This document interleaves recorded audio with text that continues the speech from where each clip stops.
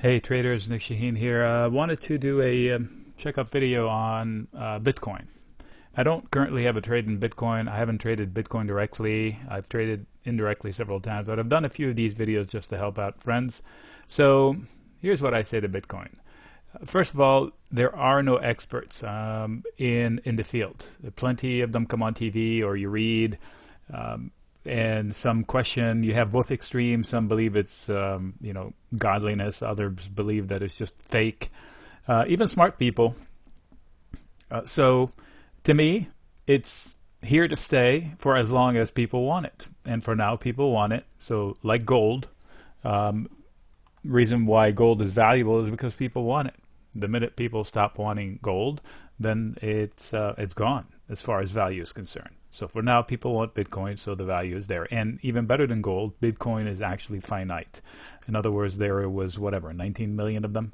Most are almost found, so the mining craze, I guess, is gone. The mining for gold is still here. So for now is, what do I do with Bitcoin? Do I go long? Do I go short? So saying it again, there are no experts. So what do? I just look at the charts and trade the charts. And this is a daily chart of Bitcoin. The craze, everybody, this was the top. I remember going to my gym. My coach goes, here, handed me cash. I forget how much it was, $300, $200. Buy me, what was it at the time? Anyway, one of the coins. And XRP. So that was the top. I took the cash. I handed it right back. I said, the transaction didn't go through. I lied, but nevertheless, it was the top. If at the gym somebody's telling you here, buy coins, it's time to get out. So what now?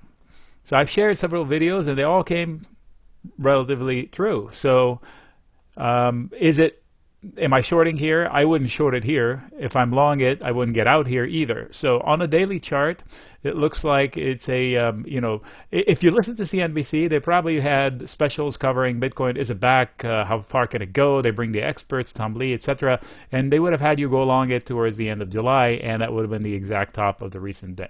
And you would have been upside down 25%.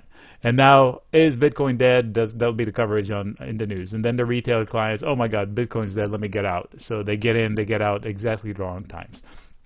From my perspective is, I just look at price action and see what happened last time it was here.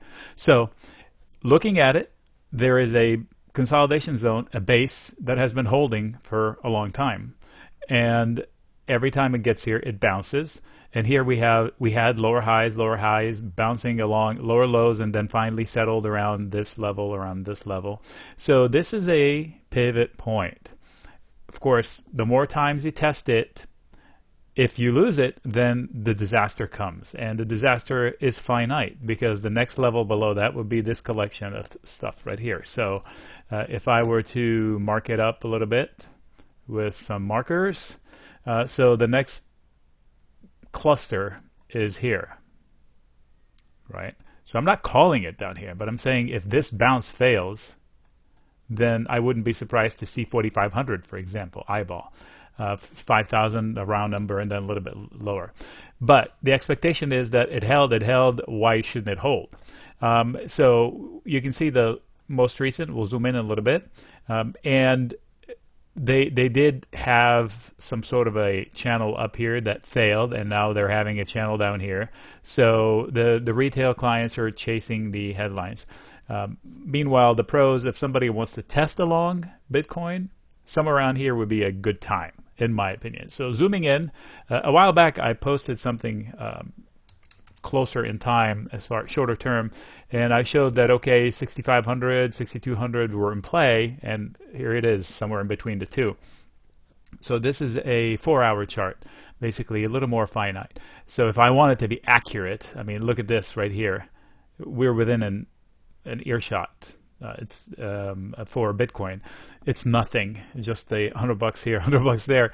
And I think the last dip was on a headlines. They were expecting something positive, it didn't happen, so down it goes.